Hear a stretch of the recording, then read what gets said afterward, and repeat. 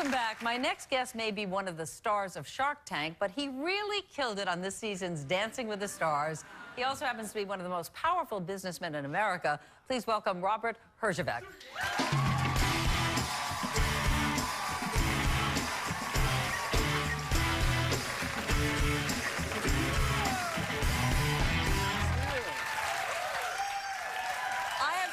I'm a big fan of Dancing with the Stars. So am I. You were fabulous. I had so much fun. Just so great. Thank you. So great. And you did. I left too soon. I know you left too soon, but you were fabulous. Really, really great. And I know it's probably for everybody. It seems like it's kind of a crazy experience. How would you describe the experience that you had? Oh my gosh, Meredith, people don't realize I was on that show for 75 days, and I rehearsed every day for 4 hours a day. Every single day. Was that typical, or is that because you're like a type A person? I'm a bit of a type A, and I really wanted to win. Yeah, but it was great. I'm in unbelievable shape. If I took my shirt off right now... Go ahead, go ahead! Come on! Here's the crazy things you do on that show. At one point, I'm sitting there, and Patti LaBelle comes by, and she goes, I'd like all of you to take your shirts off for one of my promos. And without even thinking about it, you take your shirt off because it's Patti LaBelle. And everybody else is taking their shirt off. You know, in the beginning... It's Dancing with the Stars. Exactly. But I know that you were disappointed in the way that your relationship or rumored relationship with Kim was handled on the show. Well, it's funny, Tom. I was, because it was very genuine, and we got along great, and we had a great time. And at the very end, Tom Bergeron came up to me and said, in 20 years, it's the only time somebody said something to him they didn't have a comeback to. He said to me when we got kicked off at the very end, said, so I hear this rumor you have a relationship with somebody. Can you tell us finally how you feel about that person? And I said, Tom, I'm not sure I feel that way about you. But you've been very protective of whatever relationship you may or may not have, and I respect that. Yeah, I mean, that's important.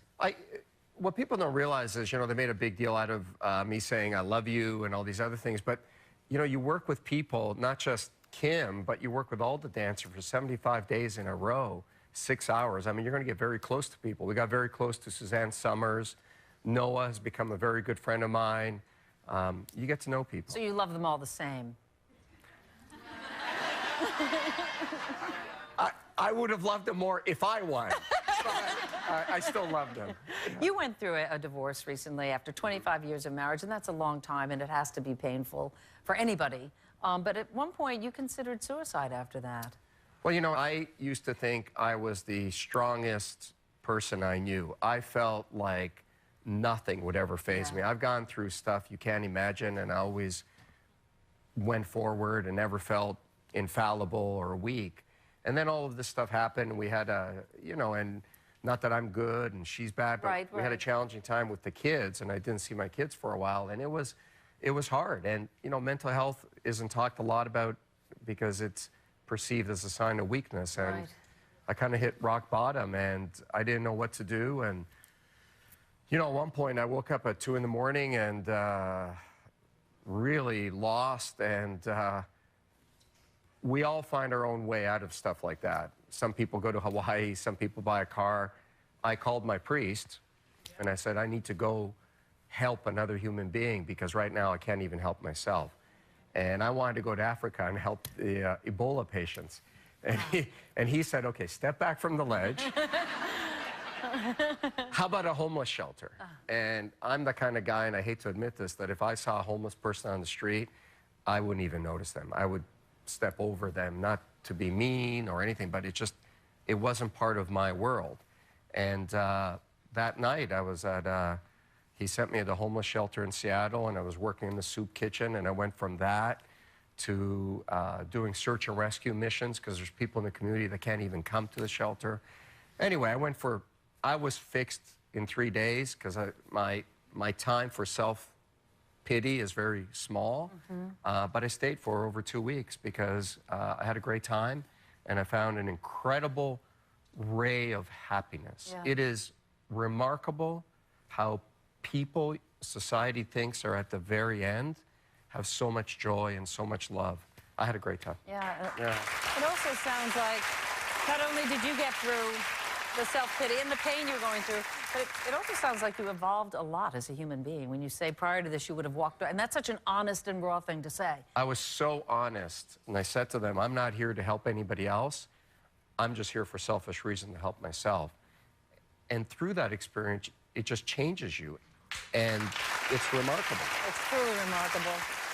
When we come back, wait until you hear this guy's amazing rags to riches story. We'll be right back.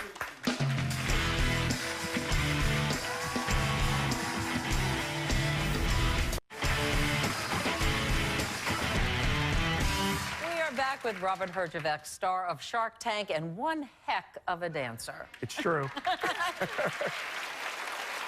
Yours is really a story of rags to riches. I mean, you were 8 years old when your family left Croatia. You had one suitcase, I believe, between all of you and $20. We did. That's it. And here you are now, a multimillionaire. And life isn't just about money, obviously. But could you have envisioned at 8 that you would be where you are now? No, it's funny, on the show, Mark and I and the other Sharks, we talk about this. Is success something you know you want? Are people born to be successful, or can you make yourself successful? And I really believe that you can get there. Do you think you are born there, or you can make yourself? No, I think you can make yourself. Mark Cuban always says that he knew at 12 he was going to be rich. And I always say, you know, at 12, I just didn't want to be poor. Yeah. I just looked around and said, there's got to be a better way to live. But my story is no different or special than so many other people in this country. I mean, America is the land of immigrants. I mean, so many people came to these shores to give their kids a better life. And that's the great thing about this country, is you really can get ahead even today. Yeah, and your dad, your mom and dad were two of those people. And you tell a wonderful story about your dad. I guess you spotted a Cadillac at one point. Your dad says, that's something we'll never have. It's funny, we didn't have cars in a communist country, and to my dad, the ultimate car was a Cadillac. So I'd buy a Ferrari, and I'd say, huh? And he'd come over and say, nice, but no Cadillac. You know, I'd buy a Rolls Royce, and he'd come over and go, no Cadillac. And I remember the first time we saw a Cadillac, I said to him, Dad, what's that? And he said, you no worry, that's for rich people. And so when I first sold my first business, I called him up and I said, can you come and help me? I'm building a fence. I don't know. And we go to a coffee shop, and across the street is this Cadillac dealership. And I said, oh, let's go over and have a look. And we walk in, and there's only one car in the showroom. It's this shiny white pearl Cadillac color. And we go up to it, and I say, what do you think? He goes, oh, he's nice. And I say, why don't you sit in it? And he goes, no, my pants dirty. I don't want to. And I'm like, no, it's okay. And he sits in it, and he looks in, and he puts his hands on the wheels, and I say, what do you think? And he says, one day. And I say, today's the day. You know, and I flip the visor, and I give him the keys. So here's the funny part of that story. My dad passed away about 7 years ago. And when I went to get the car, it only had 3,000 miles on it. He would never drive it if it was raining. Aww. He would never, him and my mom used to take it to church, but he would park so far away from the church, just in case somebody dinged the door, that my mom and him would take separate cars to church. What a gift you gave your dad. He loved it so much.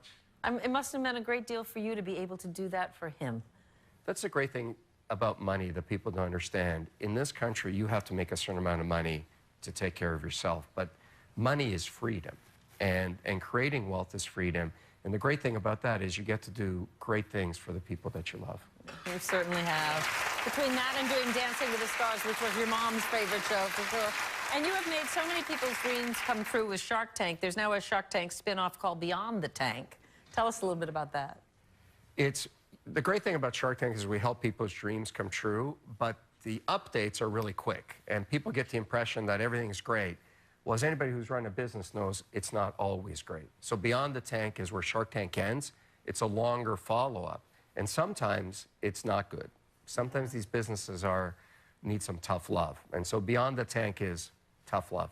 Well, everybody's very excited about it, Robert. It's such a pleasure to meet you, and I'm not supposed to pry into your private life, so I'm not going to. But just in case there's something going on, you're both very lucky because you are a lovely, lovely man. Really lovely man. Thank you.